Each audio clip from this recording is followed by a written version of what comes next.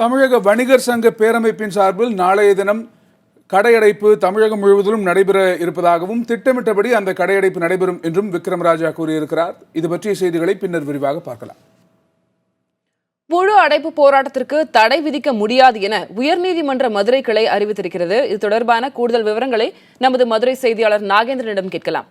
நாகேந்திரன், இப்ப முழு அடைப்புக்கு தடை கோரி யார் வழக்கு தொடர்ந்தது? நீதிமன்றம் இது தொடர்பாக என்ன உத்தரவிட்டிருக்கு? என்ன விவரம்?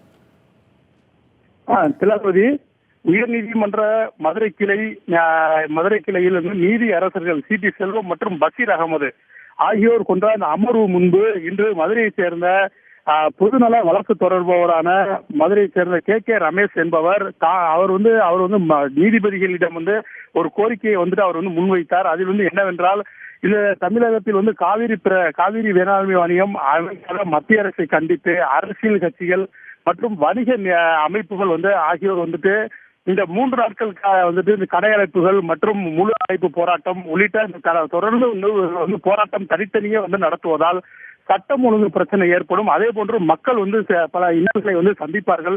இதனால் இந்த 3 நாட்கள் தொடர்ந்து போராட்டம் நடத்துவதற்கு நீதிமன்றம் அனுமதிக்க கூடாது. இந்த போராட்டங்களை ரத்து செய்ய வேண்டும். இதை ஒரு காரணமாக வைத்து இவர்கள் போராட்டம் செய்வதால் சட்டம் ஒழுங்கு பிரச்சனை மற்றும் மக்கள் இன்னலுக்கு ஆளாவதை தடுக்க இந்த உயர்நீதிமன்ற மதுரை கிளை தாமாக சூமோட்டாவாக இந்த வழக்கை விசாரணைக்கு இதனை ஒரு வழக்காக எடுத்து விசாரிக்க வேண்டும் என அவர் நீதிபதிகளிடம் ஒரு முறையிட்டார்.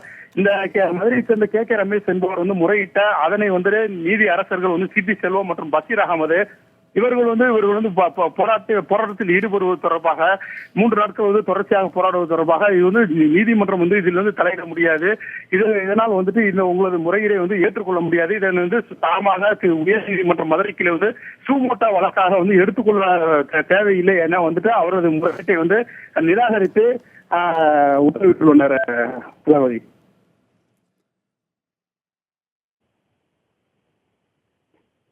இந்த முழு அடைப்பிற்கு தடை விதிக்க முடியாது என்று இந்த உயர்நீதிமன்றத்தின் அறிவிப்பின் போது நீதிபதிகள் என்ன கருத்து தெரிவித்தாங்க?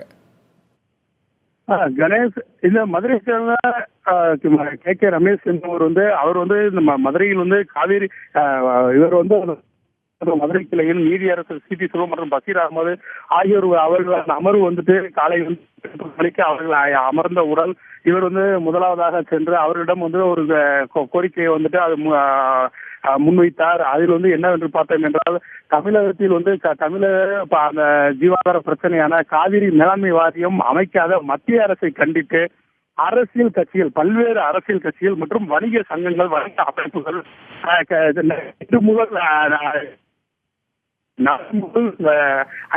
வரைக்கும் தொடர்ச்சியாக 3 நாட்களுக்கு போராட்டம் நடத்த திட்டமிட்டுள்ளனர்.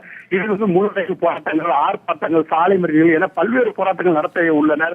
இதனால் தமிழகத்தில் சட்டம் ஒழுங்கு பிரச்சனை ஏற்படும். மேலும் இந்த மக்கள் பல இன்னல்களுக்கு, தமிழக மக்கள் இன்னல்களுக்கு ஆவார்கள். இதனால் இந்த 3 நாட்கள் தொடர்ச்சியாக தனித்தனியே இவர்கள் போராட்டம் நடத்துவதை தடை விதிக்க வேண்டும். இந்த போராட்டங்களுக்கு அனுமதி அளிக்க கூடாது என்று இவர் தாமாக உயர்நீதிமன்ற மதுரை கிளை சூமோட்டோ விசாரிக்க வேண்டும்.